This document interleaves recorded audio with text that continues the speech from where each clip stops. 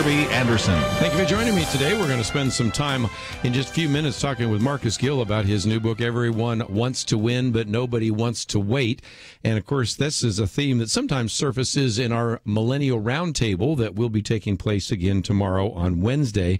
Before we do that, though, I thought we'd talk a little bit about some of the changes taking place in the Trump administration. We'll get into more of this in the second hour today. But I thought I might just mention that because, of course, you have General John Kelly, who has taken over as chief of staff, and that has led to all sorts of changes. Of course, when Anthony Scaramucci came in, Ron Priebus and Sean Spicer took off, and then, of course, when John Kelly came in, it seemed like the obvious exit of Anthony Scaramucci. So there have been a lot of changes that have taken place in the Trump White House within the last couple of days. And we don't spend a lot of time on this program talking about who's in and who's out, who's up, who's gone, those kinds of things. But this one has been a little bit more significant. So we'll spend a little bit of time talking about that in the second hour because that is something of importance. We'll also look at some of the other legislation that we will be looking at, whether it is the attempt to repeal and replace the issue of the Affordable Care Act, or I want to also move into some issues of tax reform and also revisit a topic we dealt with last Monday, and that had to do with the issue of the Southern Poverty Law Center, which labeled a while back the very reputable group, Alliance Defending Freedom, as a hate group, and now all the mainstream media has been doing so as well. So again, we'll see how that particular action has begun to filter out, and we want you to learn as much as you possibly can so that you can be a good consumer and discerner of the kind of news and information you have. This new book out, Everyone Wants to Win, But Nobody Wants to Wait. Certainly all of us have trouble with waiting, but when we've talked about the millennial generation, everybody wanting to win, everybody gets a trophy, the idea of immediate gratification, this seems so fitting to some of the conversation we oftentimes have on our Millennial Roundtable on Wednesday. So I bring to the microphone Marcus Gill.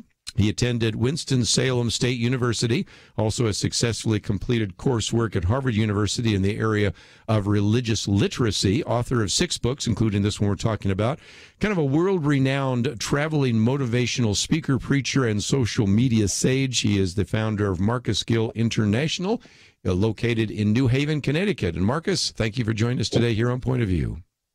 Hey, praise God. I'm so glad to be on with you. Thank you so much for having me. I'm excited about this conversation.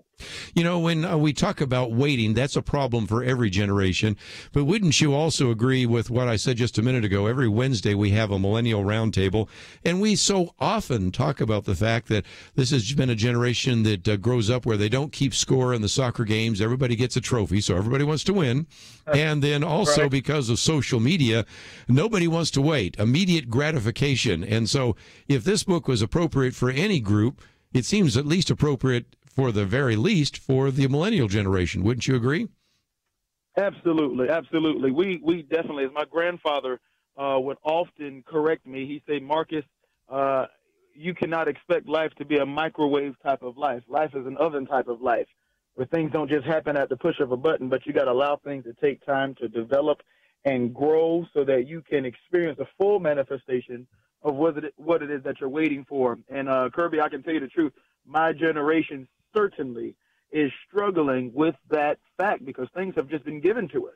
Things are just so automatic. At the push of a button, you can send a message to someone all the way across the world. You don't have to show up for a job interview anymore. You can have a job interview right over the phone or over Skype and even over FaceTime. You know, we really don't have to work hard to get results. But one thing that I've realized is that, you know what, the lack of hard work can produce some results, but those results are not long-lasting. So in my teachings and certainly in my book, I want to help folks to understand that the waiting season is not a waste of time, but it helps us to develop, it helps us to grow, so that when we do get results, they're not temporary results, but they're long-lasting results, and that's how we truly win. Well, you know, one of the things, again, that we need to maybe talk about for just a minute is in terms of prayer, because you talk about this. And we've all, if you've been a Christian for any length of time, you've heard the answer that this is how God answers prayer. Yes, no, and wait. Yes. No is hard to get, but sometimes wait is tougher. And what you say early on in the book is delayed does not necessarily mean denied. So we have to get a eternal perspective on this, don't we? That's right. Absolutely. You know, like you said, we always pray. We know that God hears us. We know that God already knows what we're going to pray for before we even pray. But prayer is our opportunity to, you know, of course, show our faith in God, show our trust in God.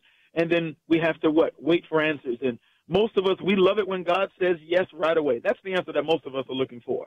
And then we can also appreciate when God says no. You know, oftentimes folks say, well, you know, God said no. Now I'm sad. But I've learned that when God says no to a thing, it's actually a blessing as well, because I'd rather God say no to something that I asked for than to give me something and he really wanted to say no and it was something bad for me.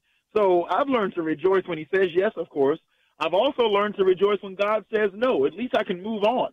But when God says wait, that's really when our faith is tried. That's really when our faith is tested, because his wait doesn't mean no. The wait just simply means not yet.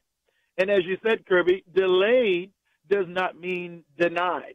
And I've realized, and even in my book, I talk about how delay doesn't mean denied, and denied is just time for development. Delay is just time for development, where while we're waiting, God is preparing us. He's building us up. He's teaching us things. We're learning more. And, you know, I'd rather for God to delay a blessing than to just pour it on me too soon, because I realize that when God does something for us too soon, we'll get it, but we won't even be able to enjoy it long enough before we lose it ourselves, because it was something that we really weren't prepared for. So we got to learn how to rejoice through the waiting, knowing that the delay is just development time. He's preparing us for our prayer answer. So again, if you tend to be impatient, this is a book I think you'll really appreciate. 10 different chapters broken down into a section on how to win at the waiting game, and then how to embrace God's timing. And each section, I might just say, for those of you that are pastors or Sunday school leaders or small group leaders, if you wanted to teach through this, it goes through a particular chapter focus on, for example, trust, or how to discern God's will, or releasing his favor, whatever it might be. Then it has a prayer, and then now declare, a series of verses. So in some respects, Marcus, this would be something that would be very good for a small group study or a Bible study, or even maybe a Sunday school class, don't you think? Absolutely, absolutely. And I don't just say that because this is the book that God gave me. I say it because, you know what, these are certainly words that have been inspired by God. And it would make a wonderful teaching series for a pastor or small group, of course, even a Sunday school class, because I give you step by step. I give you plenty of scripture to reference even the things that I've said in the book. I give you prayers. I give you declarations.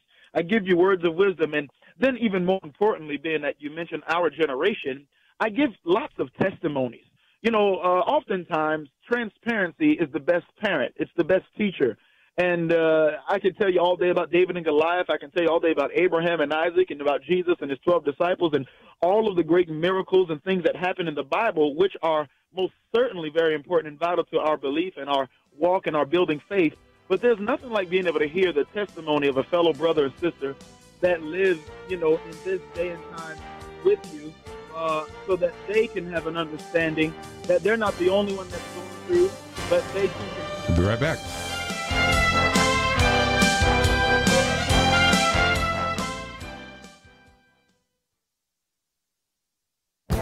This is Viewpoints with Kerby Anderson. Pastor Rick Stedman asks, is it reasonable to believe that God exists?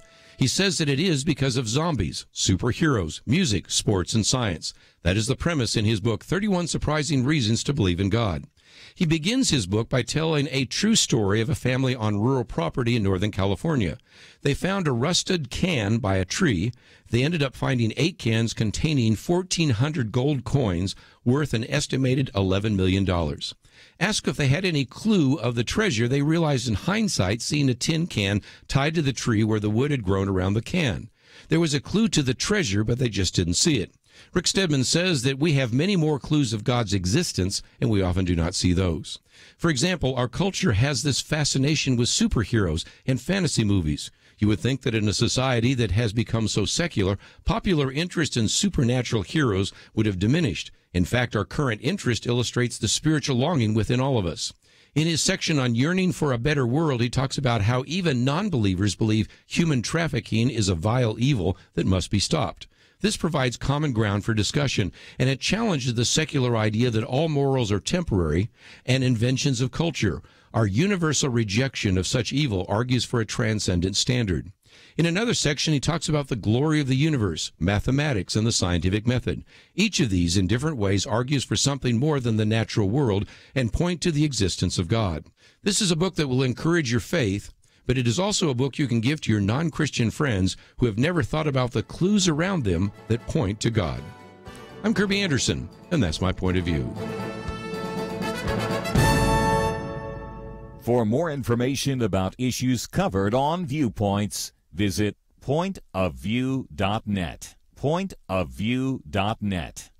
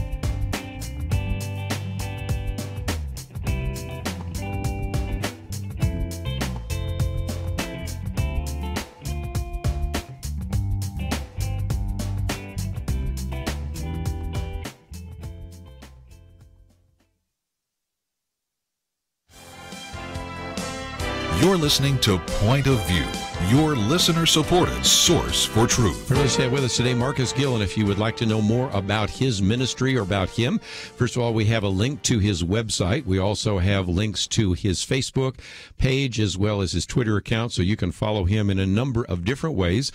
This book is entitled Everybody Wants to Win, but Nobody Wants to Wait. I would imagine you'll be able to find it in your local bookstore, but if not, we have a link to that as well. And Marcus, let's talk about this issue of trust for just a minute. Anybody's ever heard John Piper, he always talks about APTAT, which stands for A is for the idea admit that you are nothing, and then P is for prayer. T is trust, which we're going to come to, then also act and thank. And so the very middle of his is trust.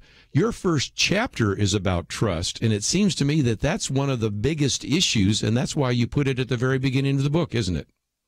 Yeah, absolutely, absolutely. Trust is a major issue. And, my reasoning for having it as the first section, first chapter of this book was because, you know what? If we don't trust God, all of the information, all the wisdom that I share in this book, it will go in one ear and out of the other. It will be insignificant because it all begins with trust. You've got to really believe that while you're waiting, God is in control. And you've got to be at the place in life where you say, you know what? I trust God in this waiting season. While, the word wait means to stay in position. So while I'm in this position, waiting for my opportunity to go to the next position or go to the next level, in order for me to find joy in the waiting season, I've got to trust that God's got my back. I've got to trust that God is doing this for a good reason, as Paul said in Romans 8:28, that all things are working together for good. I've got to trust that this is the reason why I'm stuck, because if you're trusting in yourself or you're trusting in your circumstance or you're trusting in somebody else's ability to hold you back, you'll never find the joy in winning while you wait. It only happens for us when we trust God. After all, the word says in Proverbs 3:5 and 6, trust in the Lord with all of your heart, lean not to your own understanding. And all of your ways acknowledge God, and then God is going to direct your path. Well, even in God directing our path, sometimes his direction is for us to pause. It's for us to stop. It's for us to wait. So as long as you're trusting God in this waiting season, and you trust that your waiting and your pause, so to speak, is for your good, all the rest of the things that I talk about in this book, it'll bless you. It'll encourage you. It'll keep your joy up. It'll help your faith stay at the level that it needs to remain so that you can wait on God's best. So I encourage people in the beginning, trust God. You got to trust God because he's the one in control of this season. Let's talk about this idea of developing an eternal perspective. That's certainly something that runs all the way through the New Testament and much of the epistles of Paul. You have a chapter there. It's all about seeing what God sees. Now, you tell the story of your grandfather, who I would love to meet him someday because he seemed like quite a godly man. But he takes you down to the church. And you're just, I guess, about 7 years of age. And he says, "What do you see?" "Well, in the darkness," you go, "Nothing." And that's kind of an illustration of the way when God says, "What do you see?" and we go, "I don't see anything," because God sees it all. And as one illustration, somebody yesterday told me, sometimes we're looking through a knothole in a fence, and God sees everything everywhere, and we're trying to figure it out when we only have such a limited perspective. But we need to see things the way God wants us to see it, right? Absolutely. And you know what? I remember that story, vaguely. My grandfather tells it to the church all the time up there in Newburgh, New York. And, you mentioned my grandfather, and I definitely have to lift his name because, I wouldn't be the guy that I am today had it not been for his prayers and his teaching. And when I was about 6 or 7 years old, somewhere around that time, he took me to the church, and he said, "Marcus, close your eyes and tell me what you see." And I did. I said, "Pop, I don't see anything." But what he wanted me to see, he wanted me to see the church filled. He wanted me to see the choir stand filled. Right. He wanted me to see the youth department flowing. And it was at that moment that my grandfather taught me how to see before I see. And one thing that he even tells me even today with, all the great things that, we're doing in ministry now, thank God, and, we're always looking to expand and looking to grow. He always tells me, "Marcus, close your eyes and see it before you see it." He says, "See it before you see it or you never will see it." There's so many of us that wait to see the manifestation of our blessing or our prayer answer before we thank God for it. Most folks, like you said earlier, Kerby, we wait to declare that we've won because the game is over. Or we wait to declare that we won because the doctor report comes back right. Or we only say that we're winning because the bank account looks good. Or we only say that we're winning because we're finally in that relationship. Or we're finally finished our education. Or finally see the church built up and growing and, flourishing. That's when we say we win. But in my book, I say see before you see. Because as believers, we should see ourselves winning before we see the natural manifestation of our prayer answer. Because we live by faith, for we walk by faith and not by sight. And so if we live by sight first and then faith later, our waiting season will always be a miserable season. But if we live by faith first and then sight, our faith will show us the blessing. Our faith will show us in the position that we're believing for. Our faith will show us, hey, you might not have it right now in the natural, but my faith has given me the ability to see before I see. So now I can declare that I'm already winning. By faith, I have my healing. By faith, I have the new home. By faith, my ministry is flourishing. By faith, my children are saved. Because I see it. I don't see it with my natural eyes, but I'm seeing through the eyes of God. Now, another part of that is this idea of vision, and anybody who's been around you know that you have big visions and big plans. Yeah. And how can our listeners really develop vision? Because you talk about, in a very practical way, developing a vision statement, to connecting with other visionaries and to act on it. Mm-hmm. Walk us through that, because most of us have visions that are too small. Our view of God is too small. Our view of what God wants to accomplish with us is too small. So how do you help us expand our vision? Well, let me give you this, Kerby. The Lord gave me a definition for the word vision. You won't find it on Google. You won't find it in a dictionary. Not yet. Maybe in a few years, you'll see it somewhere. But God gave me a definition, a very unique definition for the word vision. And God spoke to me, and I want all the listeners to hear this and write it down so you'll remember it, and it'll be a part of your thought and a part of your prayers. But the Lord said, Marcus, vision is your supernatural imagination that you expect to become your reality. All right, I'll say that one more time because I know it's a bit much. But he said, vision is your supernatural imagination that you expect to become your reality. In other words, we all have an imagination. We all have an ability to dream and think things. But as children of God, God puts his supernatural ability on top of our ability to think. And then we begin to think things that are bigger than what we could think on our own. And you mentioned earlier that so many have a small vision and put God in this small box. Well, when the Lord's supernatural ability lands on your imagination and it becomes vision from God, it's no longer small. It's no longer this this average thought. It's no longer this average dream. It's automatically big because our God is big. And one of the things that I've been passionate about is getting believers to see themselves greater than where they are, to see God bigger than what they imagine he is, to believe that God can cause their vision to come to pass in greater capacity than they can ever dream or imagine. That's why the word tells us even in 1 John 4:4, greater is he who is in us than he that is in this world. So if the greater one is on the inside of us, that means we have a greater ability than the world to dream bigger, to think bigger, to do more, to speak more, and believe for the best. My favorite scripture, Kerby, is from Ephesians 3:20, where it says, now unto him who's able to do exceedingly abundantly above all we can ask or think according to the power that worketh in us. We've got to have the confidence that the power of God is working in us. There's nothing small. There's nothing average. There's nothing mediocre about our God. He's big. He's strong. He's mighty. And then on top of that, even when we dream our biggest dream, God is able to perform in even greater capacity than what we even expect ourselves. So I speak to those visionaries. I speak to the dreamers that are listening right now. Don't put God in this limited box. He's an unlimited type of God, and his favor is on your life. Dream big and believe that your greatest vision will come to pass. Well, let's take a break, and when we come back, we will continue our conversation with Marcus Gill. And if you are not familiar with him, we have a link to his website. We also have links that we have posted there for his Facebook page and his Twitter account and all sorts of other ways in which you can connect up with him. The book is entitled Everybody Wants to Win, but Nobody Wants to Wait. And by the way, if you'd like to join our conversation today, you may just want to sit back and listen to the inspiration that he provides to us. But if you have a comment or a question or a testimony, we'd love to hear from you.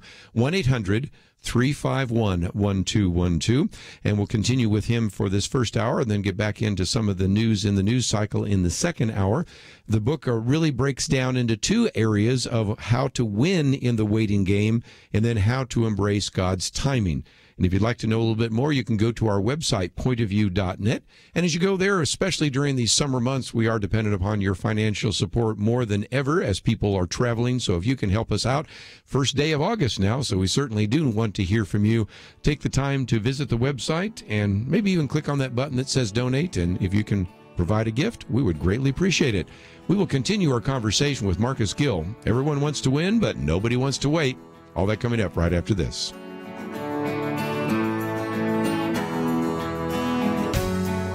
Point of View Radio has been changing lives for a generation. Listeners have been inspired to apply themselves in all kinds of ways, to stand up as lawyers defending the Constitution and freedom, to start Christian schools, training up a new generation, to launch ministries on college campuses, even to run for and serve in Congress. So again, what are you doing to make a positive change? One way to start today is to join the Truth Team, Truth Team 360, and help us change lives.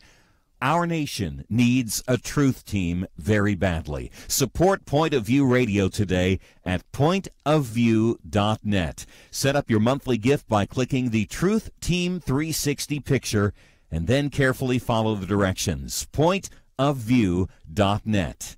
By phone, you can give at 1-800-347-5151, 800-347-5151, or mail that first donation to Point of View, Box 30, Dallas, Texas 75221, Box 30, Dallas 75221. Point of View will continue after this.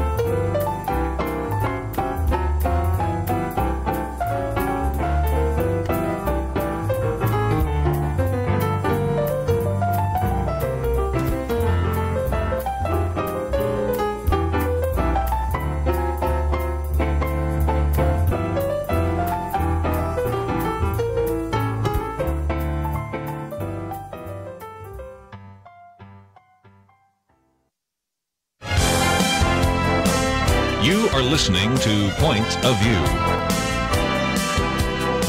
The opinions expressed on Point of View do not necessarily reflect the views of the management or staff of this station. And now, here again is Kerby Anderson. Continue our conversation today with Marcus Gill. If you'd like to join us, 1-800-351-1212. Talking about the book, Everyone Wants to Win, but Nobody Wants to Wait. It's really the waiting game, and also knowing how to embrace God's timing. But Marcus, before we get back to the book, lots of times during this time during the broadcast, we like to talk about what's available on your website. And we have a link to marcusgillinternational.org. Now, people don't have to type all that out. They can just simply go to our website. We have a link there. But talk about what is available when they land on your website and some of the resources that they might want to take advantage of. Well, thanks for asking. Well, when you visit marcusgillinternational.org, that's our online home where you can read about our ministry, about what we do, and how we are trying our absolute best to please God by blessing people all around the world. There at the website, you'll find inspirational videos. You'll find video highlights from our Life Night Crusades that have literally taken place around the United States, the Caribbean islands, and as far as Africa, the Lord has blessed us to go. You'll be able to connect even with my social media page with over 1.6 million others who follow me on Facebook. That's continuing to grow by 10,000 people a week. It's just amazing. You can even read my bio if you want to learn more about me. And there you can also you can give, you can support the ministry financially if God leads you to do so. But most importantly, there are sections on the website where you can request prayer. You can send your prayer request. You can even find out more about receiving salvation right on the website where you can read about it. You can fill out a form, and someone from our team will get your information and encourage you and send you information, books, and tools to help you continue to grow. So I'd encourage you to visit www.marcusgillinternational.org and connect with us, learn more about our ministry, and find out how you can be connected as well. Let's talk about the waiting game. We've already talked about trust, but I'm sure that the other question that many people would have is, what about this issue of prayer? Because you have a section there about prayer and how that fits into God's waiting game. How would we begin to apply that? Well, I want to first begin by saying prayer is one of the most powerful tools that God has given us as believers. Here on earth, you know, when Adam was released on earth, God gave Adam dominion over the earth. So those of us that are here on earth, we have dominion, we have power, we have authority here on earth as well, but God gave us that dominion on earth. And so as God has the ability and power to do whatever he wants to do, he's given us the right and even the responsibility to be able to pray and make our request made known to the Lord. You know, Kerby, it's amazing how many people I meet all around the world, and they say, Pastor Marcus, can you pray for me? Can you pray for me? Can you pray for me? And I always ask them, have you prayed about this? And do you not know, most folks say, no, they've never prayed about what they're believing for. And it shocks me because I say, well, you want me to pray, but you haven't prayed yourself. And I think a lot of folks have forgotten about prayer because oftentimes we're focused so much on our situation and we're focused on the turnout. We're focused on winning. You know, we're focused on things changing, and we forget to pray. You know, when I read about my favorite guy in the world, Jesus Christ, and I read about his life and his routine, Jesus spent hours upon hours praying to the Father. He would go away and separate himself from everybody, separate himself even from the disciples to go away and pray. And he prayed longer than it took him to work miracles. He would pray for hours, but then when it came time to heal someone, Jesus would simply speak a word and it would be done. He'd go away and pray for hours, and when there was someone possessed with an evil spirit, he'd speak a word and they'd be delivered and set free. And it seems like nowadays we do less praying and more deliverance, more warfare, trying to get things to change and trying to get ourselves to be convinced that God is going to work a miracle for us, when in fact the Lord has given us a gift. He's allowed us to communicate with him. He's allowed us to take time in prayer. Now, even when in this waiting season, not only do we pray and tell God what we want and ask God to bless us and ask God to work a miracle for us, but the best part about praying while we're waiting is that God speaks back to us. God speaks back to us. God gives us instruction. God leads us and he guides us. This even goes back to the first chapter of the book where I talk about trust. When we pray, we have to be quiet. We have to learn. My grandmother taught me, said, Marcus, sometimes you got to lay on your face. When you're traveling, you get to your lodging or your hotel, she says, sometimes just lay on your face and don't say a word. Listen to the Lord speak back. And what God does in our prayer time while we're waiting, he talks back to us. He gives us guidance. And the best thing he does, he gives us assurance that everything is going to be all right. One of the things that the Lord showed me some time ago was that one of the greatest benefits of being a child of God is that God gives us clear guidance. He'll never let us be lost. He'll never leave us to be confused. We're only confused and down and sad while we're waiting for God because we don't listen to his direction. Sometimes God's direction when we pray and what God says back to us when we pray doesn't make sense to us, so we kind of ignore him. We kind of try to figure it out on our own, and then we end up waiting for a miracle longer than we're supposed to. When if we would just trust God and then learn how to pray and then learn how to also listen to God give us direction, oh, man, we'll find ourselves in some of the greatest places that we could ever dream or imagine. You know, the word says, the effectual, fervent prayer of the righteous man availeth much. Effectual and fervent prayer. That's not just a 30-second whisper to the Lord. But while we're waiting on God's best to be released, we have to take our time to pray effectually. Take our time and speak and declare and let God speak back to us. And I'm telling you, as we always hear, prayer certainly changes things. And it'll change our heart, and it'll also change how we feel while we're waiting for God's best to be released. Talking with Marcus Gill about his book, Everybody Wants to Win, but Nobody Wants to Wait.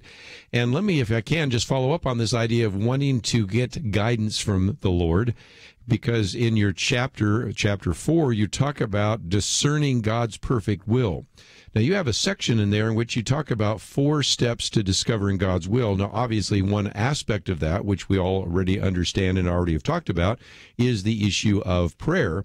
But how do we begin to discern God's will? That is a very difficult process, but you've broken it down into 4 steps. Yes, I'm telling you, I've been through this so many times in my life. I'm just 30 years old, and I went through some amazing things. I've gone through some issues in my past, and you know what? I realized that I can't blame the devil for everything, and I can't blame the people that hurt me for everything. Oftentimes, you know what? We're the ones who put ourselves in trouble. It doesn't take someone else to throw us in a fiery furnace. Sometimes we throw ourselves in a fiery furnace. It doesn't take another to throw us in a lion's den. Sometimes we force ourselves into a lion's den. Why? Because we ignore the voice of the Lord. And God oftentimes is showing us signs and giving us direction as to what it is that he wants us to do so that we can line up with his perfect will. And so one of my first steps I give in the book when discovering God's will is that we must develop a passion and a desire for what matters to God when it concerns our lives.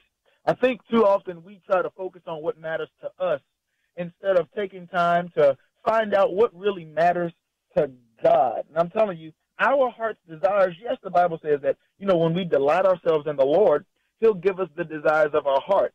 But it's in us delighting ourselves in God that we allow God to minister back to us what his will is for us. And we've got to be able to hear God, and we've got to be sure that we hear his voice clearly so that our desires become his desires. And so many times, I'm telling you, Kerby, I fell because God would show me things. It's almost like he'll give us red flags and tell us, hey, you're out of line. You're going somewhere that you shouldn't go. You're getting into a relationship that you shouldn't get into. You're taking a job position that just looks good, but once you take it, you're going to realize that it's going to make you miserable. But because we desire what we want first and we don't put God's desires before our own, we end up taking on temporary joy, temporary satisfaction that leads to long-term misery. So I always encourage folks, listen, discover God's perfect will by asking God, watch this, to give me, Lord, the desires of your heart so that whatever it is that I desire, it'll change. If it's not in line with God's will, God will speak to us. We'll hear his voice in prayer, and because we trust him, we'll turn our heart towards him. We'll turn our heart towards his desire. And that's, I believe, the safest place that any of us can live in life, in the perfect will of God. Perfect. Let's take a break. When we come back, we'll talk about how to embrace God's timing. We'll focus maybe on a couple, maybe how to embrace God's timing in terms of your purpose, and maybe how to embrace God's timing in relationships. And, of course, there's 10 chapters, so we're not even going to try to cover all of those, but just give you a sense of what you can learn by getting a copy of this book or by taking the time to contact Marcus Gill and to go to his website where we have lots of information for you to follow. It is available on our website, pointofview.net, or of course you can go to marcusgillinternational.org. Either way, we've made it very easy for you to do, and if you'd like to join us, we might take a phone call just before we finish off this hour with him and then move into some of the news items. But if you'd like to join us, that number is 1-800-351-1212. If you're just joining us, we're talking about everyone wants to win, but nobody wants to wait, and how to win at the waiting game, and most importantly, as we come back, how to embrace God's timing in some of these key areas of your life. We'll continue our conversation with Marcus Gill, and perhaps with you, right after this.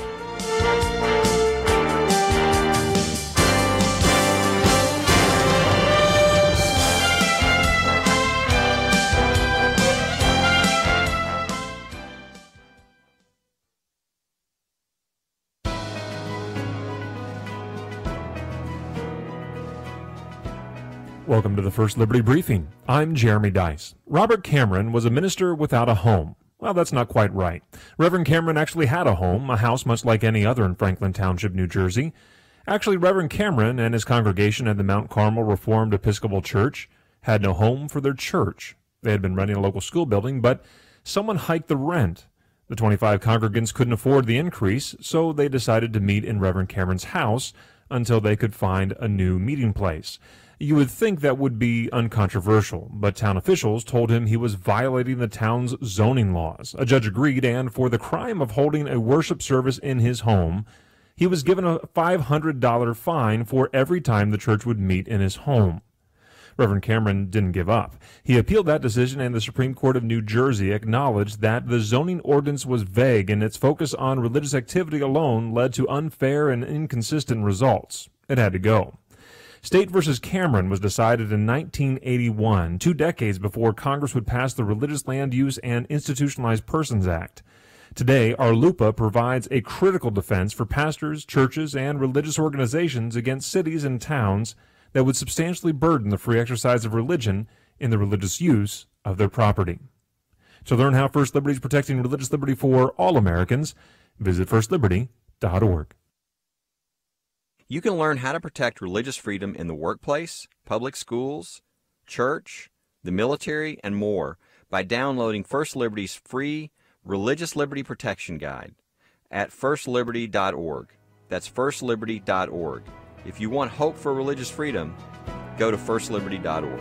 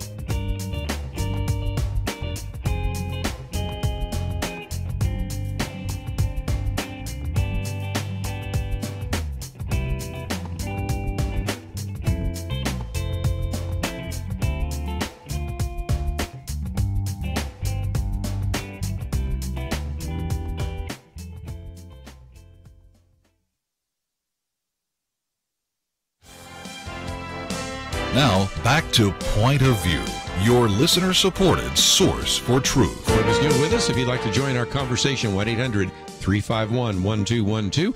Let's head out to Louisiana first. Sharon, thank you for calling today. You're on with Marcus Gill. Hi, Pastor Gill. Hi, God bless you. Thank you. I was looking at your book, Everybody Wants to Win, and I wanted to ask you a question about because it also says it will be worth the wait. And my question was that from your personal testimony, I mean, how can I relate to that? Because, you know, I'm a born-again Christian, and I believe in the Lord and Savior Jesus Christ, but I'm just struggling with some things that I'm just trying to, you know, seem like every time I try to do right, evil is present, and I'm just trying to find out, how do you win? Because I want to win. Sure. Any thoughts? Well, you know, I can give you a great answer to that, and thank you so much for calling. I'm so glad that you decided to reach out to us, but it's a great question that you asked, because a lot of people are dealing with that. It seems like every time you look to do good, you know, that's biblical. Evil is always present, almost to say more in the natural, like every time you take one step forward, it seems like you take 10 steps back. And I want you to understand something. The only weapon that the enemy can use on a believer is discouragement. Because discouragement, it never really works, but it plays on our mind. It gets us to kind of believe that things will never change. Discouragement puts us in a position to doubt God and to allow our fear levels to rise higher than our faith levels. But I want you to know something, my sister. We've all been through that stage. We've all been through the time where we feel like, you know what, we're trying to do good, but we're not getting any results. But believe me, sooner than you expected, you will get positive results. You will see change. You will get a miracle. It may not happen when you want it. And I know you've heard this before, but God will release that blessing right on time. You keep doing good. Don't be weary in your well-doing, for in due season you're going to reap. That blessing is going to come. Sometimes we just have to wait. And I want you to know that you're winning right now because you haven't given up. You haven't quit. You're winning now. Thank you so much for calling in. Let's see if we can talk about how to embrace God's timing, which is the second section on your book. But in particular, how do we embrace God's timing in terms of discovering our purpose? Because once you get that straight, all the others fall into place pretty quickly, don't they? Oh, yeah. Oh, yeah. God's timing is one thing that I don't believe we will ever fully understand, but we can try to understand it. We can have faith to believe that we can deal with it. There's one thing that I always say is that God's timing is always perfect. His timing is perfect. And sometimes when I'm traveling and I'm preaching, I kind of give a description about how we live in a huge bubble called eternity. And inside of that huge bubble called eternity, there's a smaller bubble inside of that bubble called time. And then inside of that bubble called time, there's an even smaller bubble called life. And we have a piece of time called life, and in our time, we have a thing called eternity. So when we understand God's timing, or try to understand God's timing, our minds could never fathom, you know, God's perfect timing. We've just got to have enough faith to just realize that when God moves, he moves perfectly. You know, none of us ever want God to move late. You know, we'll pray for something, and we're believing God for something to happen by a certain time, and if it didn't happen when we want it to happen, we'll say, oh, God was late, or God was tardy with this miracle. And as much as we hate that, we also have to understand that God can't do things too early either. God is never late, and God is never early. For if God was early, he would release things in our life too soon, and we'd lose it before we could even enjoy it. But if he did it too fast, if he did it too late, it wouldn't be perfect. Whenever God answers our prayers, we're waiting and waiting and waiting and believing and working and waiting, but we've got to understand that while we're waiting, God is not messing up as far as time is concerned. He's not even operating on our 24-hour clock. He's not on our calendar. He's on his own movement. He's operating in terms of eternity, which we'll never be able to understand, but we've got to have faith and know that it's working for our good. So I always say God's timing is always perfect, and when it comes to his release, he never fails. One of the things you say near the end of the book is this idea of don't give up. And it seems to me that that's, again, the lesson that you want to pass on to Sharon and probably a lot of our other listeners today. There is a sense in which it can be very easy to be discouraged. And not everybody wakes up in the morning with the kind of encouragement and optimistic perspective that you have. So how can we pass some of that on to some of our listeners today? Indeed, indeed. You know, one of the most powerful messages that I can give is don't quit. And thinking about not quitting, I'm reminded of what Jesus said to us in John 16:33. As much as I would love to preach and write books and tell people that once you become a Christian, once you become a believer, you know, you're never going to have any problems. You're never going to have any issues. You know, there are lots of folks that would love to hear us preach a message that says, you know, once you give your life to the Lord, he's going to roll out a red carpet of roses and we're going to forever march down Lover's Lane. But that wouldn't be the truth. That would just be a good idea. But Jesus said in John 16:33, he said, you know what, in this world, in this life, you're going to have trials, you're going to have tribulations, you're going to have some problems. You're going to have seasons where you're going to want to quit, you're going to want to give up, you're going to want to throw in the towel. But then Jesus answers his statement by giving us hope in the moment. He says, but be of good cheer, for I have already overcome the world. I've already overcome that sickness. You're waiting for healing? I've already overcome it. You're waiting for a financial blessing? I've already overcome it. You're waiting for that new job or that promotion, or you're waiting to be married, or maybe you're waiting for your marriage to work out and your children to come to the Lord, or for your ministry to go. You're waiting for all these things, and it's been troubling trying to get through that season. And yes, we all want to give up because it gets rough and we want to throw in the towel. But listen to me, my friend. Jesus already answered us. He says, I'm going to give you a reason not to quit. What's the reason? Because I've already overcome. I've already won for you. I've already handled it for you. So it's our responsibility not to give up, not to quit. Knowing that Christ has already overcome for us should give us even more strength to hang on in there and believe that after a while, our waiting is certainly going to turn to winning. Our waiting season is not going to last forever. He's already overcome. We're just waiting for the full manifestation. We're waiting to meet our prayer answer. So while you're standing in between your prayer being prayed and you're waiting for the answer to be released, you got to know that since Christ has already overcome, don't quit.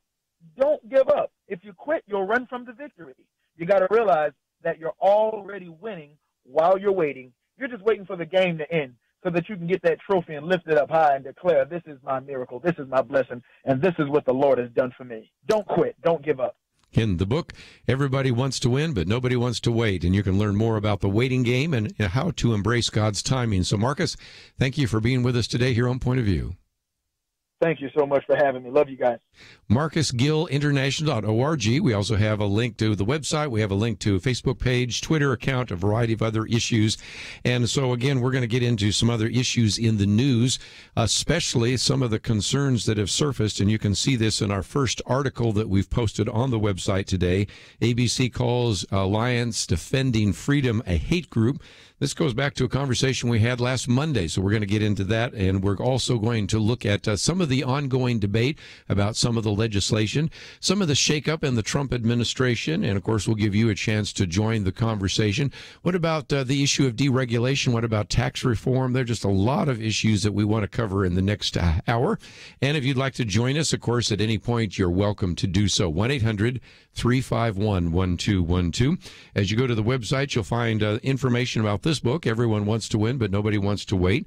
We've posted a couple of articles that I'll be talking about so that if you later would like to use some of those in a conversation with individuals, send them on to others, post it on your Facebook page or whatever, that's available. My Viewpoints commentary today, Reasons for God, based on the interview we did last week with Pastor Rick Stedman. Very good book on 31 surprising reasons for a belief in God, and I think you will enjoy not only the interview we did in the past, but also my commentary on that today. All of it available at the website, pointofview.net, and if you can go there and click on the button that says donate and help us out, we'd appreciate that as well.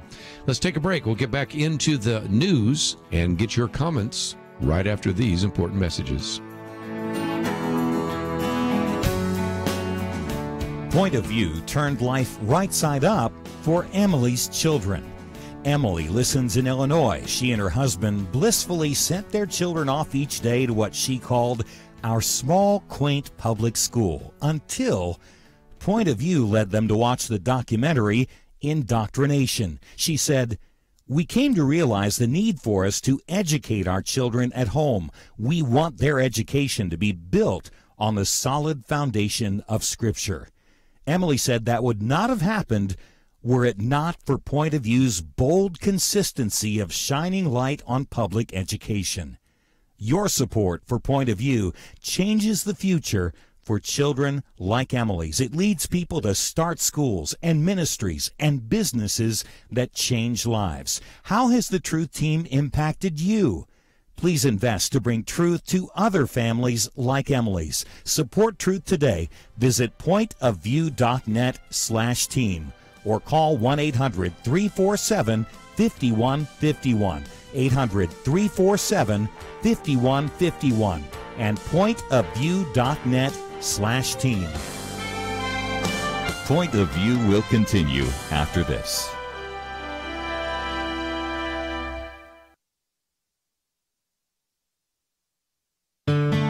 I just thank God for y'all. I listen to you every day, truly. I wanted to thank y'all for everything you do each day to inform Christian families and our community about the things we can do, and just the way you're so informative. I listen to you daily and love you guys and appreciate you so much.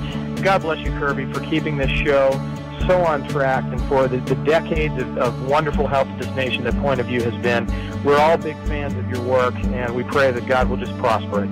As a Christian, over the years that I've followed this program, I am constantly challenged to be on guard and to evaluate what's going on. And if for no other reason, to protect the caliber and the truth of your programming, I need to participate and to back your program financially to ensure that the truth stays out there for people to hear, to view, and to be a part of.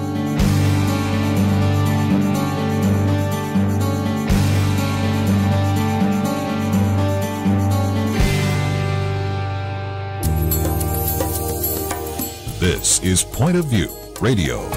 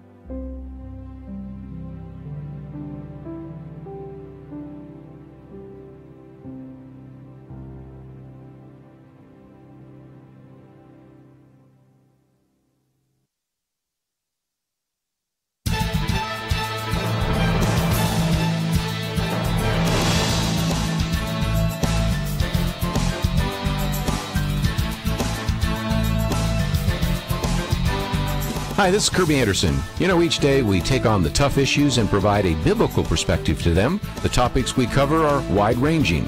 Apologetics, theology, prophecy, creation and evolution, intelligent design, marriage, family, child-rearing, the millennial generation, trends in society, politics, economics, business, religious liberty, the Constitution, public policy, foreign policy, military policy, tensions in the Middle East, abortion, homosexuality, pornography, sexual ethics, media, technology, history, and America's godly heritage. We talk about anything that affects your faith, your family, or your freedom. So don't go anywhere, because Point of View continues right now.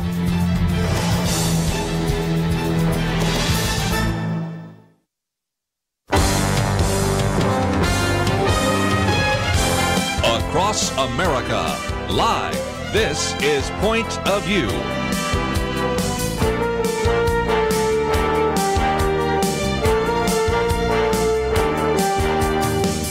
And now, Kerby Anderson. Second hour, if you'd like to join our conversation, 1-800-351-1212. First hour, spent a lot of time focusing on some things which I think would help your Christian life, but I want to try to make some sense out of some of the confusion that has surfaced in Washington, D.C., even in the Trump White House. We don't spend a lot of time on this program trying to talk about who's in and who's out, who's up and who's down, who's in favor, in the favor of the president or Congress or whatever, but this, I think, requires just a few comments and also a commentary that comes from our good friend Colonel Alan West. And that is, over the last couple of days, we've seen a number of resignations or firings. You can figure out who was fired and who resigned because they never quite give us the full story on that. But first of all, of course, you had Anthony Scaramucci come in as Director of Communications. So that led to Reince Priebus leaving and Sean Spicer leaving. And so that was certainly enough of an upheaval right there in terms of communication, all sorts of things happening at the same time. Then, of course, you have Anthony Scaramucci moving on as well. I believe he was fired, but however you want to take that is almost immaterial. And a lot of this, I think, is due to the fact that John Kelly, that is General John Kelly, has come in. Now, there's a great story that's told about when he served as the Secretary of Homeland Security. There were some concerns on the part of President Trump about some individuals being allowed in from countries which he wanted to ban, at least travel for a period of time. And John Kelly, at that time, Secretary of Homeland Security, asked everybody to leave. At first, they sort of balked at it and finally did. And people said behind the thick door to the Oval Office, you could hear raised voices, which is a way to tell me that General John Kelly certainly recognizes who the president is, but also recognizes that if he's got a good argument, he's not going to back down. And that, I think, tells you about what kind of discipline might come to the White House, which it is desperately needed in terms of trying to bring about any kind of order and function. And Alan West has written a piece that just came out today. And he's been on the program with us before. He's actually sat in this chair as a guest host as well as a co-host around the round table. And the title is, Can General John Kelly Bring Function to a Dysfunctional White House? Now, he says, I know the title of this will already upset some of the President Trump loyalists out there, but he says one has to be honest. Yes, President Trump has never been in elected political office. Yes, President Trump is a political outsider coming from the private sector in the business world. However, the steepest learning curve, it appears, from this perch is that President Trump has yet to embrace the idea that he is the leader of the free world, Commander-in-Chief of the U.S. Armed Forces, and Chief Executive of the federal government, and also the de facto head of the Republican Party. Simply stated, this is not about him, and this requires ability to direct and delegate, trusting others to achieve their guidance. Colonel Alan West goes on to say, however, when the crafting of guidance is missing and your team is chasing your social media messaging, dysfunction finds a home. He said, yes, I will say there is a bit of discovery and learning going on here, and we have seen previous presidential administrations get off to a rocky start. The one major difference for the Trump administration is that this is an entire apparatus standing in opposition.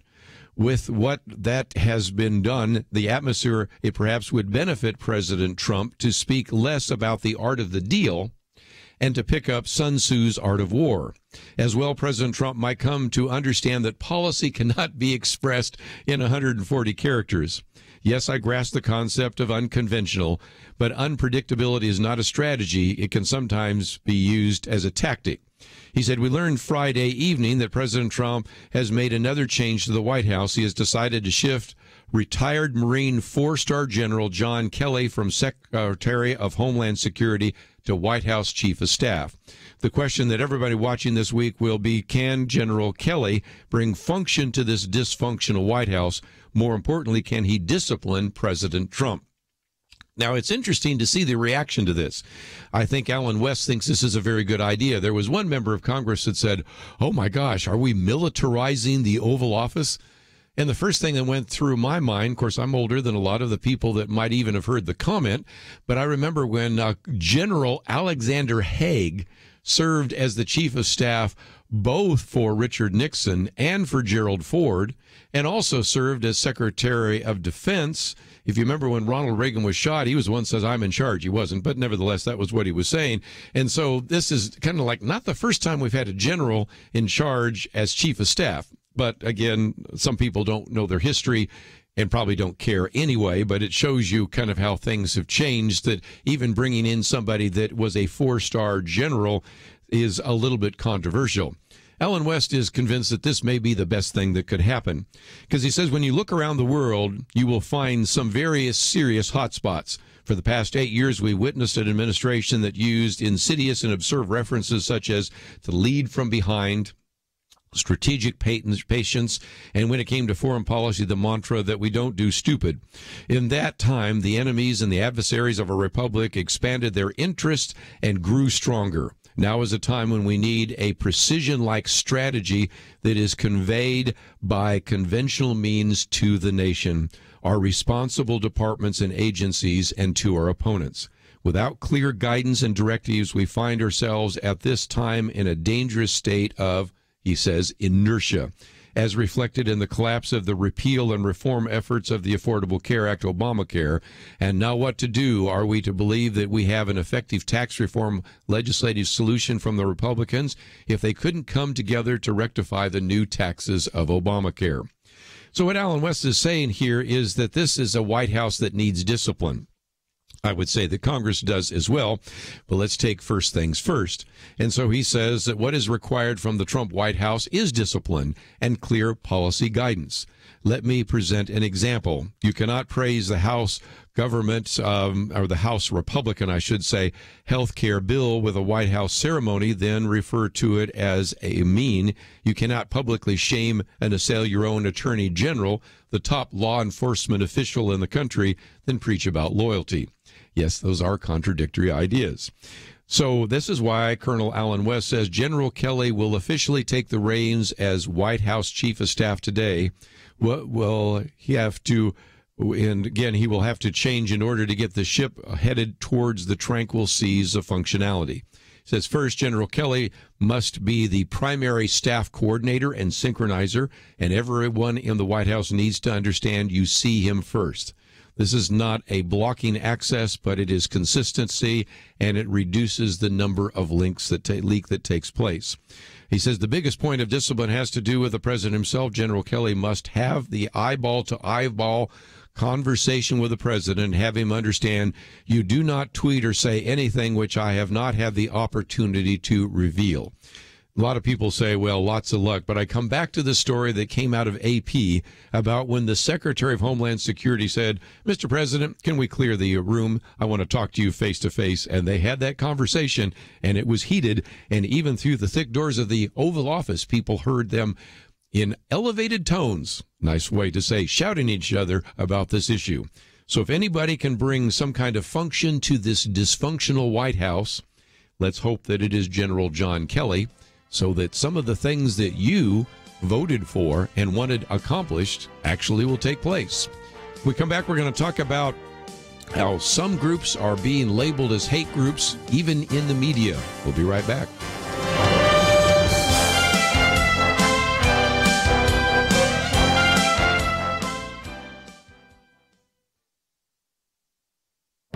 This is Viewpoints with Kerby Anderson. Pastor Rick Stedman asks, is it reasonable to believe that God exists? He says that it is because of zombies, superheroes, music, sports, and science. That is the premise in his book, 31 Surprising Reasons to Believe in God. He begins his book by telling a true story of a family on rural property in Northern California. They found a rusted can by a tree. They ended up finding 8 cans containing 1,400 gold coins worth an estimated $11 million. Asked if they had any clue of the treasure, they realized in hindsight, seeing a tin can tied to the tree where the wood had grown around the can. There was a clue to the treasure, but they just didn't see it. Rick Stedman says that we have many more clues of God's existence, and we often do not see those.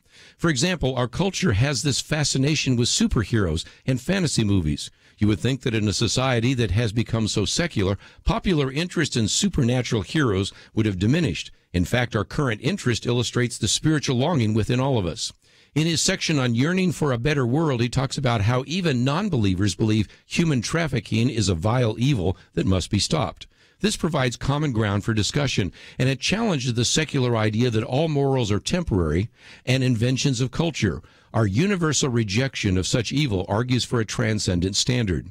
In another section, he talks about the glory of the universe, mathematics, and the scientific method. Each of these, in different ways, argues for something more than the natural world and point to the existence of God. This is a book that will encourage your faith, but it is also a book you can give to your non-Christian friends who have never thought about the clues around them that point to God. I'm Kerby Anderson, and that's my point of view. For more information about issues covered on Viewpoints, visit pointofview.net. Pointofview.net.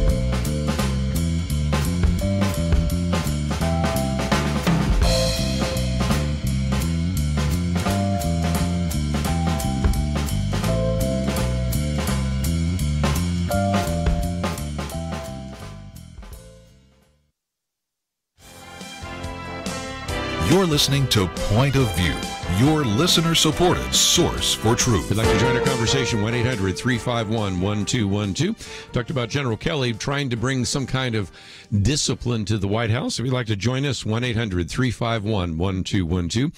First article we've posted here today for this second hour of conversation has to do with Senator Lankford, individual that we've interviewed on this program before. He's senator from Oklahoma, and he sent a letter to the president of ABC News expressing serious concern over an ABC article that labeled the Alliance Defending Freedom, a nonprofit legal organization dedicated to protecting religious freedom, as a hate group.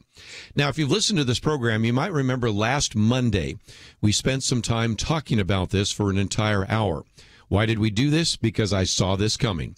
The Southern Poverty Law Center, as we've pointed out before, individuals at that organization many decades ago may have done a very good service in that they really helped identify some of these white supremacist groups and neo-Nazi groups and anti-Semitic groups, and especially during the civil rights battles, some of those issues were important. But very quickly, once those were identified and once it ceased to be the kind of issue that it was, say, in the 1960s and 70s, they began to say, well, we need to keep the funding going, but we really need to maybe identify some other groups that we can label as hate groups. For a time, that was still kind of ones on the periphery. But if you look down the list now, you can see all sorts of individuals that we have interviewed on this program being listed as hate groups. For example, we have the interview with the individual that has worked over the years with D. James Kennedy's ministry, and so they have been labeled such. This particular group, Alliance Defending Freedom, is an organization that was started by a number of individuals like Jim Dobson and the former host here of Point of View, Marlon Maddox, and Bill Bright, and a variety of others. They had a case that went before the Supreme Court and was favorably argued in their favor. They're not some kind of fringe, hateful group, but if anything, are a very significant legal organization dealing with those issues. Many of you are listening right now on the radio stations that are held by the American Family Association. That one is listed as a hate group, and you can go down the long list of about 40 some odd organizations, Christian organizations, that have been labeled as hate groups. There's two problems with that.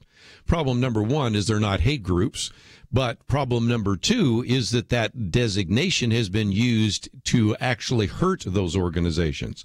Everything from the fact that, as we pointed out, GuideStar for a while listed every one of those groups as a hate group on their website. They've removed that now. And as I've pointed out on previous programs, at the Family Research Council, you had one individual go in there with the desire to kill everybody at the Family Research Council, and if it weren't for the guard who took a bullet in the arm and was able to wrestle him down, might have actually brought about something that would look like what has happened in some of those places where wild and crazy individuals have begun to shoot innocent individuals. So what Senator Langford in this article by Loretta Brown is talking about is that these articles are beginning to proliferate. Let me just quote from him. He says, quote, "The July article covering Attorney General Sessions' speech classified a religious liberty nonprofit, that is the Alliance Defending Freedom, as a hate group using a standard set by the Southern Poverty Law Center," unquote.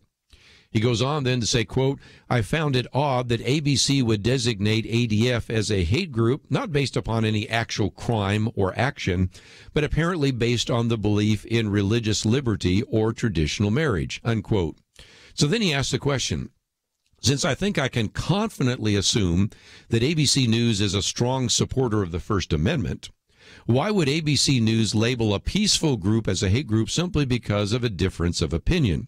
He goes on to say the label of hate cannot be taken lightly.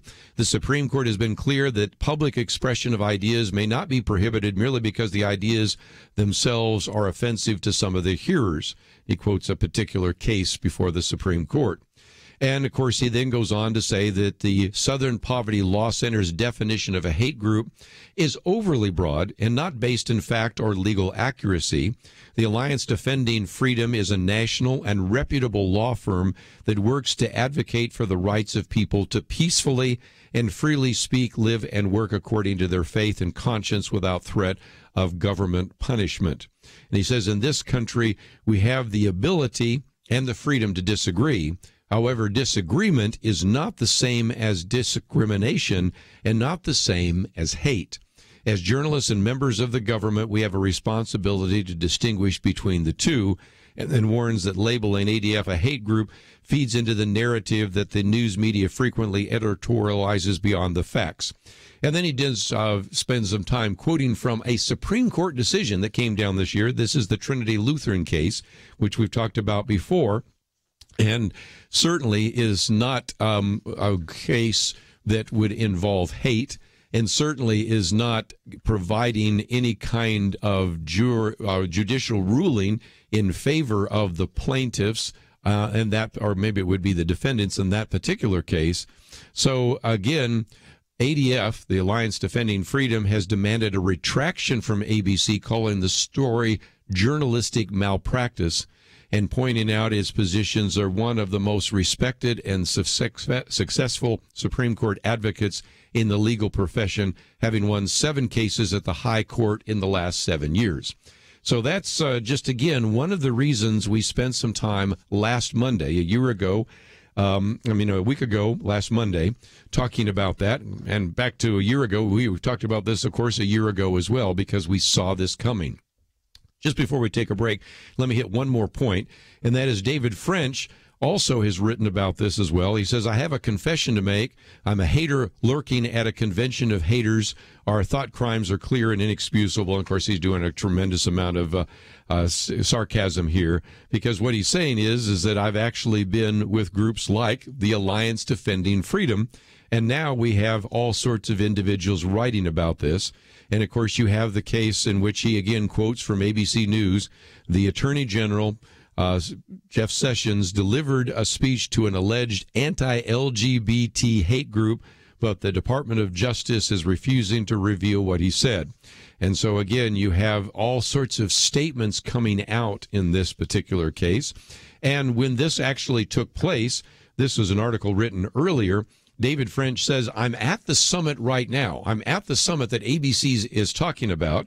I heard the Attorney General's speech. I delivered a speech myself. And I'm even now sitting next to friends and former colleagues of the Alliance Defending Freedom, listening to a lecture on censorship in the European Union. Let me give you a peek under the curtain. I'll let you in on the major themes of the week. He says, we've heard from men and women who've long served gay customers and formed lasting relations with gay neighbors who now face death threats because they simply refuse to lend their artistic talents to celebrate a gay wedding. We've heard one man's voice break as he told the story of how his father fought across Europe and helped liberate a concentration camp from Nazi control. And now his son is called a Nazi, in part because he wants all people to enjoy the same rights of conscience and wants no man or woman to be coerced into supporting events they find immoral. He says, we've heard from college administrators describing how state legislators were taking steps to try to cut off tuition assistance to poor students, disproportionately, he points out, students of color, if those students dared to attend a Christian college that actually taught the biblical principles that the students themselves believed. And he said, we've also heard of stories from the same administrators urging public debate, remain civil and gracious, and they told how they apologized to state legislatures when they heard that other people had said unkind or cruel things in the heat of political combat. The point that David French is pointing out is if you would actually go and listen to that summit where the Attorney General spoke, you would come away with anything but an assumption that the Alliance Defending Freedom is a hate group. But it illustrates, again, one of the reasons why a week ago we spent some time talking about this. These kinds of labels are being thrown around too quickly, and they are having an impact not only in fundraising for these groups, but even in the potential danger to these groups, and now even in the way in which the mainstream press identifies these particular groups when they happen to surface in some kind of news story. So if you think that this is of concern, I'd love to hear your comments. 1-800-351-1212. We come back, we're going to talk a little bit more about this nominations blockade and what needs to happen in order for the Trump administration to be able to place individuals in their administration and also in the federal judiciary. And then the next debate's going to be about tax reform. So I want to list some tax reform principles so that as this debate takes place, you'll know how to begin to evaluate what you hear, read, and see. We'll be right back. Point of View Radio has been changing lives for a generation. Listeners have been inspired to apply themselves in all kinds of ways, to stand up as lawyers defending the Constitution and freedom, to start Christian schools, training up a new generation, to launch ministries on college campuses, even to run for and serve in Congress. So again, what are you doing to make a positive change? One way to start today is to join the Truth Team, Truth Team 360, and help us change lives. Our nation needs a Truth Team very badly. Support Point of View Radio today at pointofview.net. Set up your monthly gift by clicking the Truth Team 360 picture and then carefully follow the directions. pointofview.net. By phone, you can give at 1-800-347-5151, 800-347-5151, or mail that first donation to Point of View, Box 30, Dallas, Texas 75221, Box 30, Dallas 75221. Point of View will continue after this.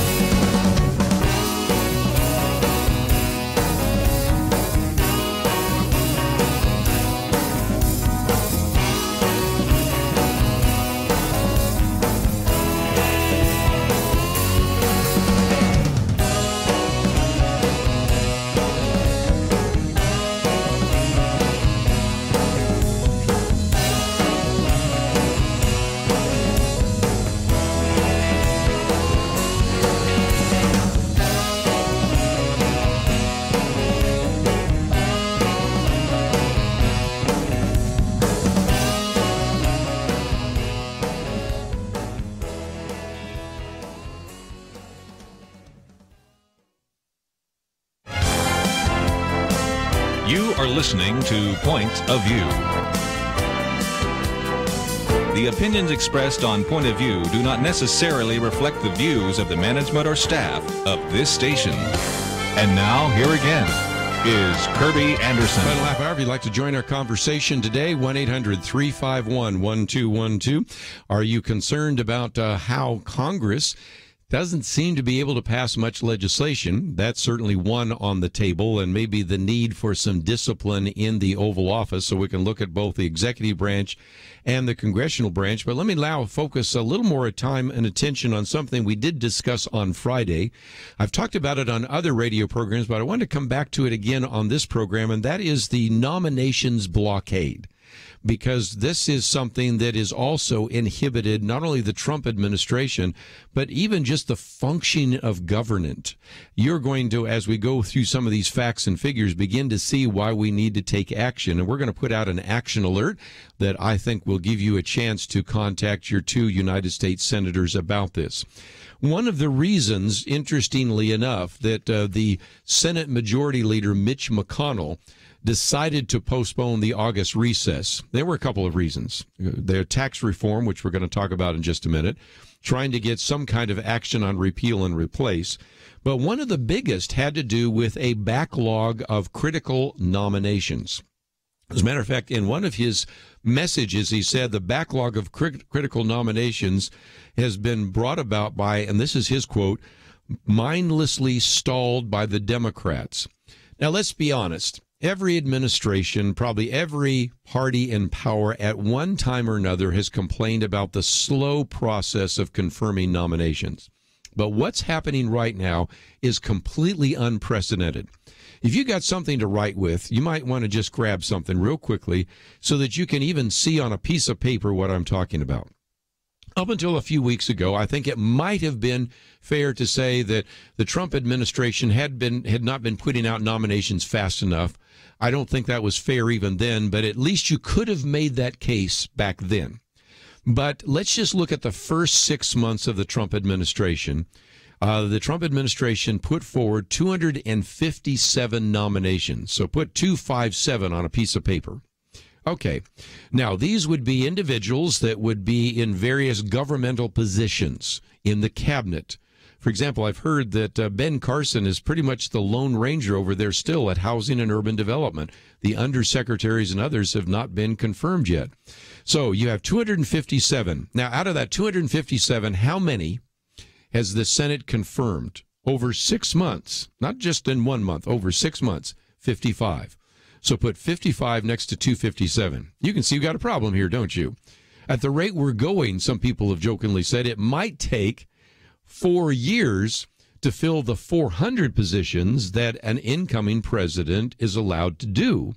And some people said if the rate is as slow as it's been recently, it might take as many as 11 years for the Trump administration to fill those positions. Obviously, that's not going to happen. Now, a lot of people say, well, how does that relate to previous administrations? Well, here's put down another number. In the first 6 months under the President Obama's administration, 206 nominations were confirmed.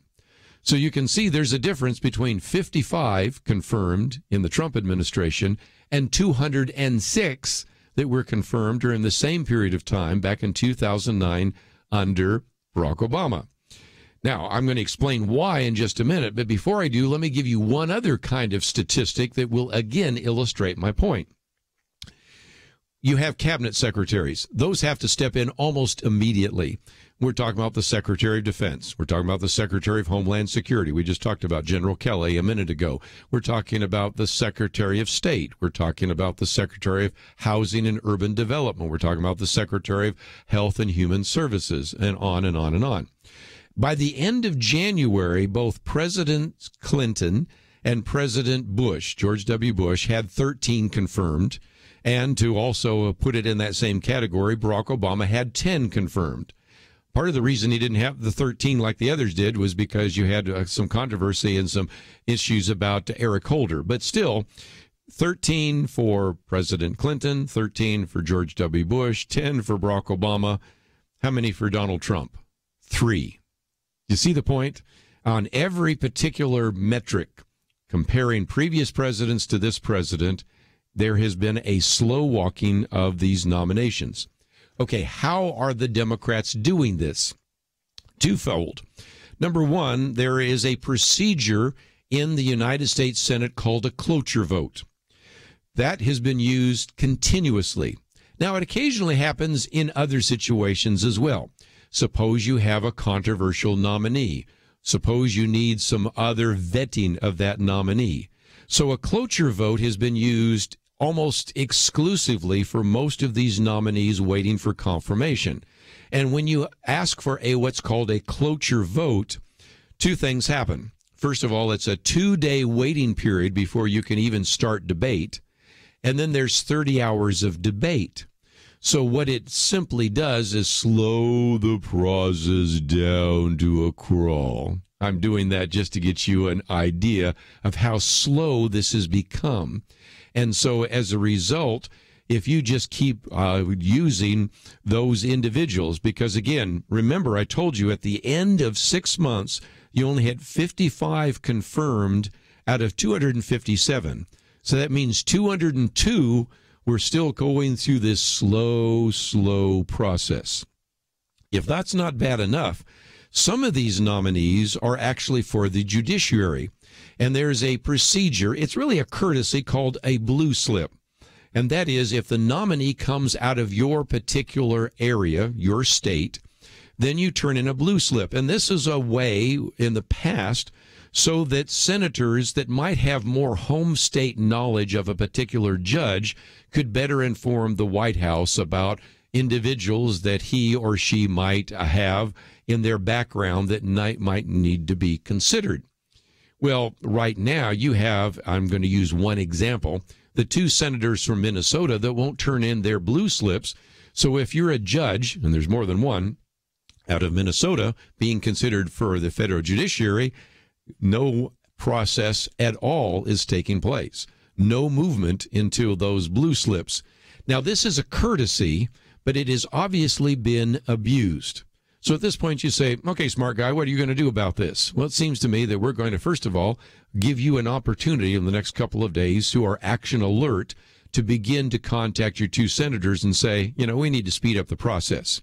And this is a place where those of you in blue states who have in many cases been resisting President Trump really have an opportunity. I'm well aware of the fact that sometimes when we ask you to write to your 2 senators on some of these issues, your senator is not going to agree with us on that. But here, I think, is a place where whether you have a red state senator or a blue state senator, you have an opportunity to express your concern. But especially to these blue state senators, it's time to say, wait a minute, fair is fair. During the first 6 months, President Barack Obama had 206 nominations confirmed. President Donald Trump had 55. That's not fair. It's not because he's putting up controversial nominees, although some of them you might think are controversial because, after all, they believe that you should actually uphold the Constitution and have a rule of law, but it's because you are simply allowing party politics to dominate. And in some of these particular senatorial races, they're going to be running for re-election next year in states that Donald Trump won. So I think it's going to be really easy to get the attention of some of those particular Democrats in those states to reevaluate this. But also I think there's a place to tell the leadership in the Republican Party, and that would be such people as Mitch McConnell and John Cornyn and others, that it's time for the leadership to stop the nominations blockade and get on with the important task of governing and placing qualified men and women in these administrative posts and in the judiciary. One of the reasons why, again, you've seen so little progress, apart from, of course, President Trump's executive orders, which he can do without having to work with an administration that is fighting him or without having to deal with a Congress that's slow-walking his nominations, is due to this very issue of nominations blockade. You may not have heard about this in the mainstream press, but I've given you some facts and some figures and some reasons that we really need to get involved. When we come back, I want to spend just a little bit of time talking about tax reform. That's the next issue before Congress. Maybe we'll get some movement on repeal and replace. I'm beginning to have my doubts. But now, as we begin to talk about tax reform, I want to give you at least 5 key principles to pay attention to as you watch this debate, because this is going to affect you and your families, how much taxes you're going to pay, what businesses are going to pay, and whether or not we're going to eventually get a robust economy that is really beginning to grow. So we're going to come back and talk about tax reform briefly. And, of course, if you'd like to join our conversation today, 1-800-351-1212. By mention, I've also posted an article which we haven't had a chance to get to today. Are Americans less optimistic about the future? The sad reality is that they are. And part of the reason are some of the things we're talking about right now. We'll have more right after this.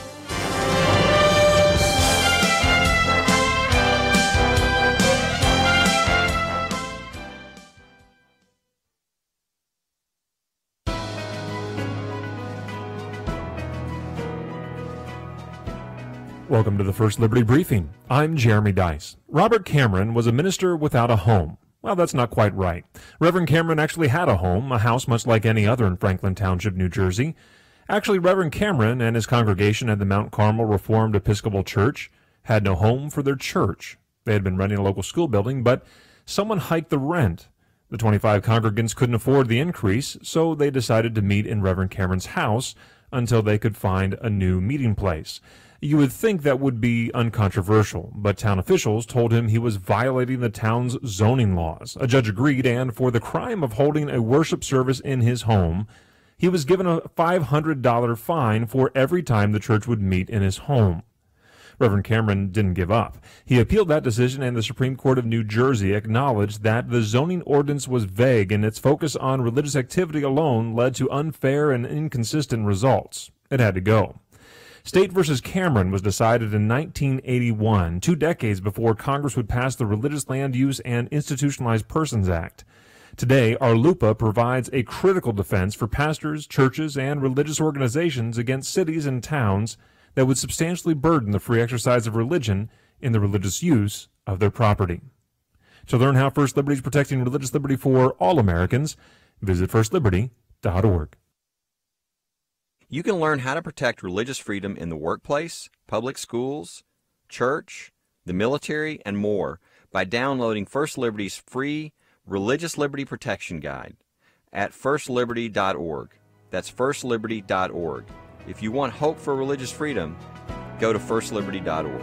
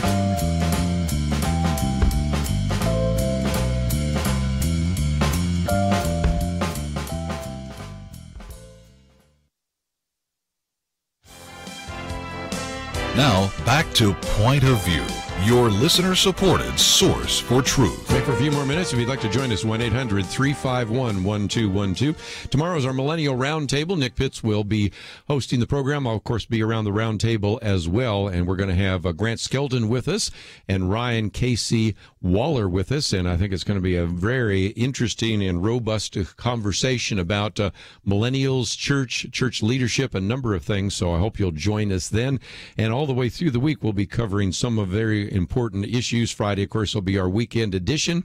And, of course, I want to thank Penna Dexter for covering the program yesterday. She'll be also orchestrating some of that on Friday as well.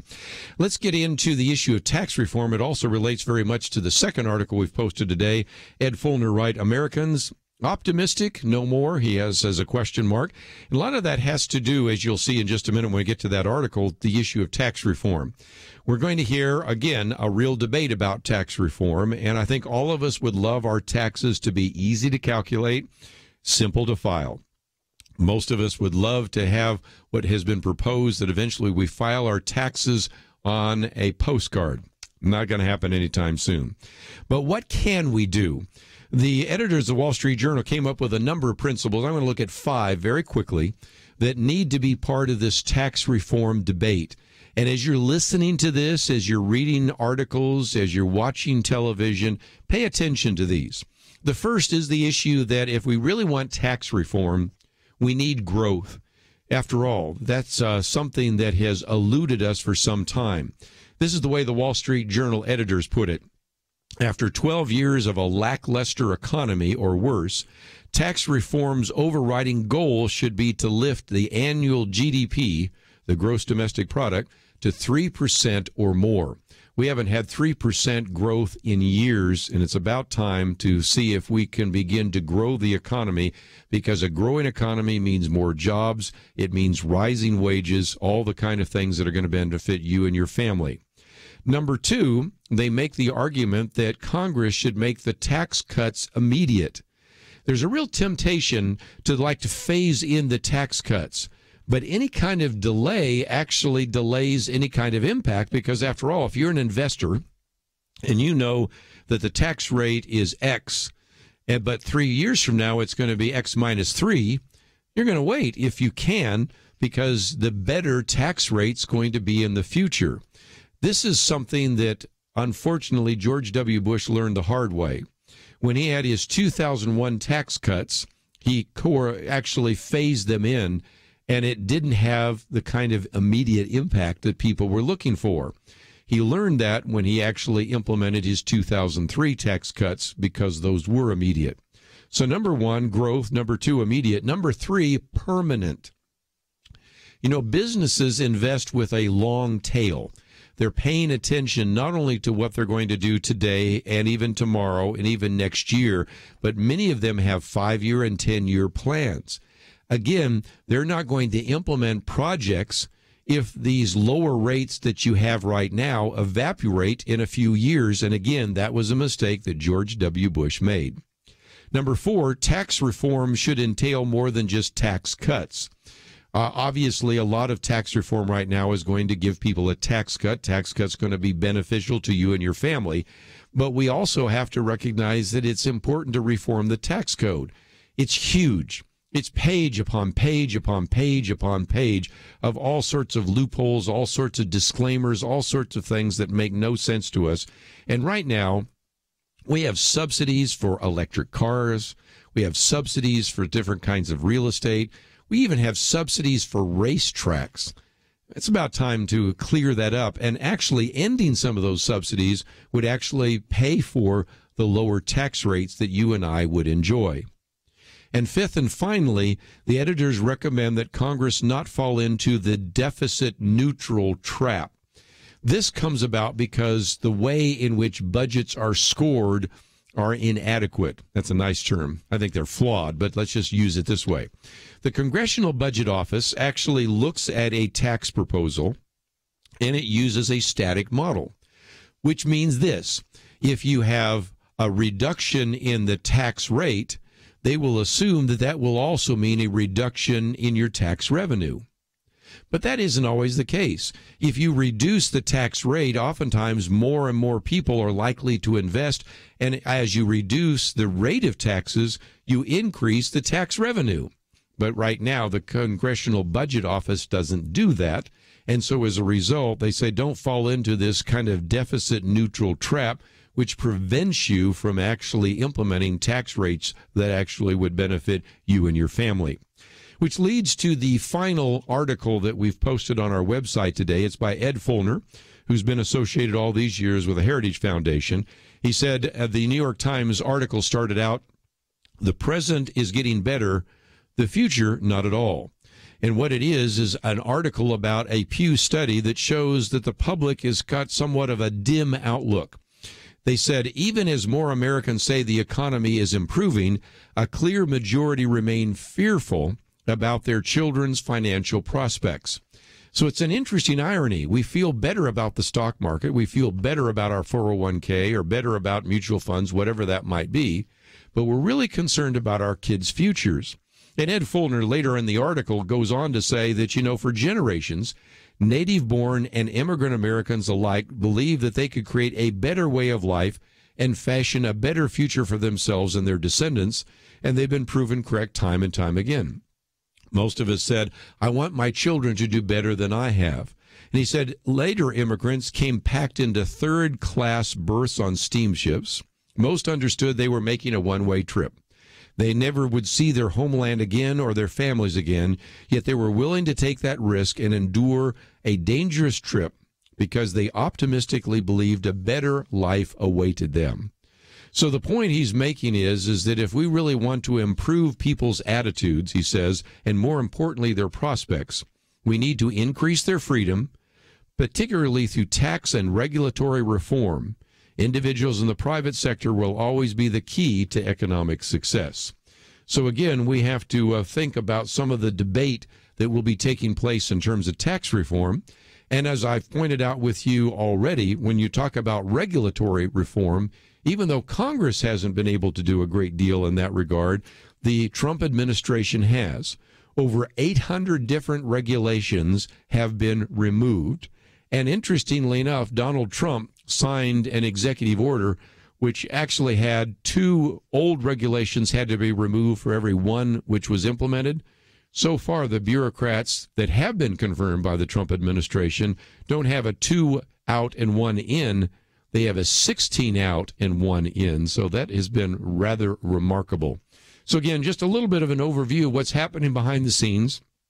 Unfortunately, the mainstream media wants to talk about a lot of stories that don't affect you and your family, but your family will be affected by these regulations, by tax reform, hopefully in very positive ways, and maybe we can begin to think more optimistically about not only our future, but the future of our children and grandchildren. That's all we have for today, though. If you would like to know more about the interview I did in the first hour with Marcus Gill, if you'd like to read some of these articles we've posted here today, which I think you would certainly want to have access to, one on the ABC calling the Alliance Defending Freedom a Hate Group, and this one on Americans and optimism, as well as some of the commentaries that I've posted. It's all available at the website pointofview.net. Take the time to visit the website. Take the time, if you could, to download some of the material. And I hope you'll also take the time to click on that button that says donate, because we are dependent upon your financial gifts to keep this program going on the air. Tomorrow will be our Millennial Roundtable. Looking forward to that. Nick Pitts will guide the discussion as we talk with Grant Skelton and Ryan Casey Waller. I want to thank Andrew. I also want to thank Elisa and Steve for their help behind the scenes. Have a great day. We'll see you back here tomorrow for our Millennial Roundtable right here on Point of View.